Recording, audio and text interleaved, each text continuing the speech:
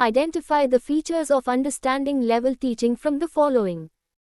A. The teacher takes the initiative in organizing subject matter, in structuring the various units and in controlling the practice taken up by students.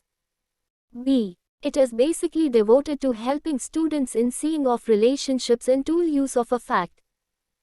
C. It is directed at problem raising and problem solving in a collaborative manner. D. It is aimed at the conceptualization of ideas and facts. A. The purpose is to promote autonomy in the learning process through self-regulation. Choose the correct answer from the options given below. Option A and B only.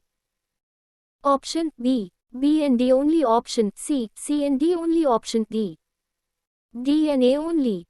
And the answer is option B. Let's discuss about each option. The teacher takes the initiative in organizing subject matter, in structuring the various units and in controlling the practice taken up by students. Memory level. It is basically devoted to helping students in seeing of relationships and tool use of a fact. Understanding level. It is directed at problem raising and problem solving in a collaborative manner.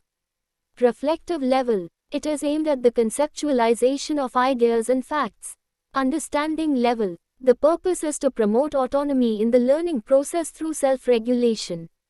Reflective level.